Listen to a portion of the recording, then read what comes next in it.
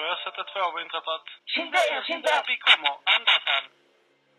Andas inte er. Kom snabbare. Vid klockan 16:44 ser man på en övervakningsfilm hur 3 män lämnar en bil som har stannat mitt i tunneln. Och dessa 3 springer mot tunnelöppningen. 2 utav dem återvände till bilen, men den tredje fortsatte springa. 20 oktober 2022. Från polisens handlingar framgår att föraren av en bil befann sig i en tunnel och att bilen framfördes i låg fart, sen stannade den helt. Väl på platsen hittar polisen en livlös man i förarsätet av bilen. Föraren har inget bilbälte på sig och i bilen hittas en revolver. Den 21-åriga mannen som polisen hittar i bilen är avliden. Han har blivit skjuten. På nära håll. Kurdo och Allan beskrivs som väldigt nära vänner. Kanske till och med bästa vänner. 27 september 2021. Polisen blir beordrade till Mälarsjukhuset i Eskilstuna med anledning av att det inkommit en man till akuten med en misstänkt skottskada. Det visar sig att mannen har blivit skjuten minst en gång i vänstra låret och man kan inte få ut kulan.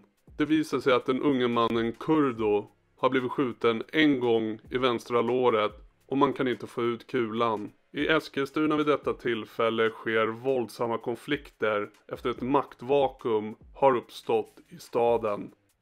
8 juni 2022. Polisen blir larmade till Tallåsvägen och Högbovägens busshållplats i Fröslunda i Eskilstuna med anledning av ett bråk på platsen. Ett bråk har ägt rum och en okänd person har skurit målsägande Kurdo med kniv i armen, vilket orsakat stora skador. 20 oktober 2022. Kurdo tillsammans med 2 andra unga män och hans nära vän Allans lillebror Darin är på väg från Eskilstuna till Stockholm för att shoppa.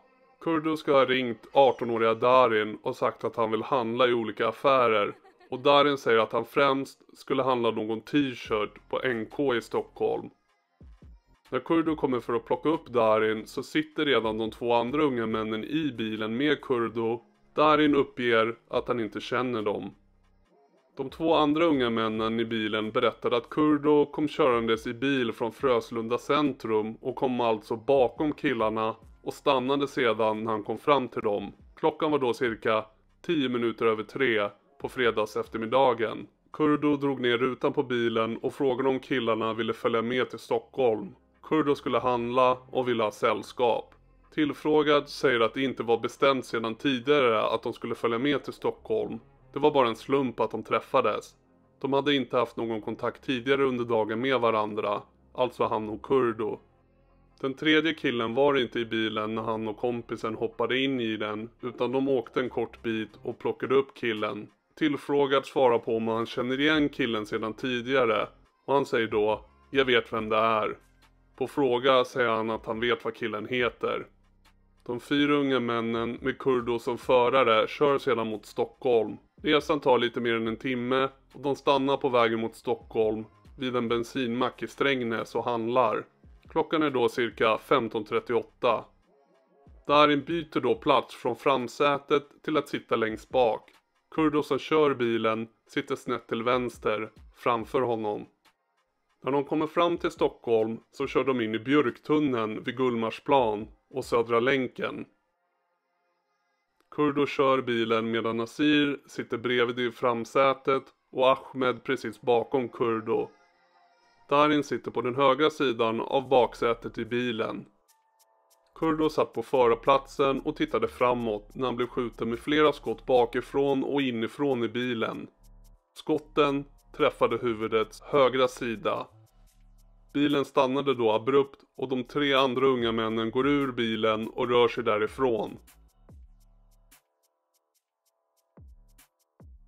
2 utav dem återvänder snart igen till bilen och en av dem ringer 112, vilket man kan höra här. Så jag sätter 2 av inträffat. Man har ju modell på det. Skynda er. Vi kommer. Var är han skjuten någonstans? Skynda er. Andas här. Han vet inte, kom snabbare. Den tredje unge mannen rör sig längre bort i tunneln och hamnar till slut i ett skyddsrum där han är kvar i några minuter. Sedan rör han sig ut från rummet och in i tunneln igen, mot tunnelöppningen. Till slut möts han upp av polisen som stannar honom och han grips. Polisen är även framme vid bilen där Kurdo ligger skjuten i framsätet och han konstateras snabbt avliden. De två unga männen i närheten av bilen grips också. I ryggstödsfacket på det främre passagerarsätet hittas det misstänkta mordvapnet, en revolver med en pipa nedåt. Ett par handskar hittas också i tunneln cirka 100 meter från brottsplatsen, bilen. Ganska snart in i utredningen riktas misstankarna mot Darin, Kurdos bästa väns lillebror, som gärningsman. Darin nekar till brott. Något klart motiv bakom det brutala mordet kan man aldrig riktigt få fram eller säkerställt. Senare under sommaren 2023 släpps de två andra unga männen som satt i bilen och misstankarna mot dem skrivs av. Darin sitter dock fortsatt häktad och misstankarna mot honom stärks i form av teknisk bevisning.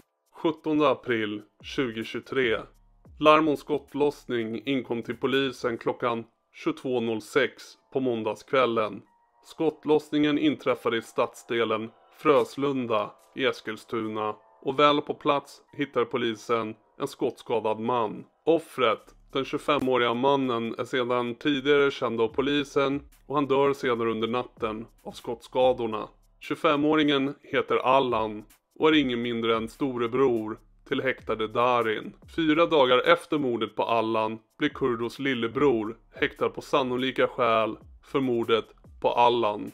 Kurdos lillebror sitter häktad i 6 veckor misstänkt för mordet på Allan. Allan är storebror till Darin som då är häktad misstänkt för mordet på Kurdo. Med andra ord så är de bästa vännerna Kurdo och Allans bägge lillebröder misstänkta för mordet på den andras respektive storebror. Men efter 6 veckor släpps Kurdos lillebror på fri fot. Han släpps eftersom att misstankarna inte har stärkts under tiden han suttit häktad. Samtidigt säger åklagaren att misstankarna finns kvar, men att de är försvagade. Tillbaka till Darin. I slutet av augusti 2023 så åtalas han ensam för mordet på Kurdo. Darin hade precis 2 veckor innan mordet fyllt 18 år. Men dagen innan åtalet ska han ha ändrat sin historia. Där hävdar han att skotten avlossats i nödvärn. Darin uppger att han har blivit hotad av Kurdo med revolvern och ska då ha lyckats ta vapnet ifrån Kurdo och sedan i självförsvar skjutit honom. Utredningen visar att 21-åriga Kurdo satt på förarplatsen och tittade framåt och körde bilen när han blev skjuten med 4 skott från en revolver, vilka träffade huvudets högra sida. Kulor och fragment kvarstannade i huvudet samt gick ut genom ansiktets vänstra sida och dessa kulor, fragment, träffade sedan förarsidans A-stolpe, ovansidan av förarrutans fönsterram samt gick igenom förardörrens glasruta. Mordvapnet, en revolver, var vid skjuttillfället fulladdad och avfyrades mot Kurdos huvud på nära avstånd. Handskarna som anträffades i tunneln cirka 110 meter bakom bilen kopplas till Darin och hamnade där efter de har varit i nära anslutning till ett vapen som avfyrats och Kurdo fått en blödande skada. Efter skotten flydde de övriga passagerarna från bilen medan 2 utav dem höll ihop och återvände senare. Darin försvann på egen hand från platsen. Samtliga inblandade var vid tillfället kända av polis sedan tidigare och har varit misstänkta för brott tidigare. I bilen hittades efteråt vapnet som använts vid mordet och i utredningen framgår att polisen kunnat säkerställa från vilken vinkel de dödliga skotten avlossades. Tingsrätten skriver i domen att det är klarlagt att Darin satt i baksätets högra del och därifrån sköt 4 skott i huvudet på den 21-åriga mannen, Kurdo. Nu 19-åriga Darin fälls för mordet på Kurdo och får 10 år och 6 månaders fängelse för mord och grovt vapenbrott. Enligt domen har straffet kortats på grund av att den nu dömde har samarbetat med polisen och bidragit med information gällande ett annat mord. Därmed har han blivit ett så kallat kronvittne.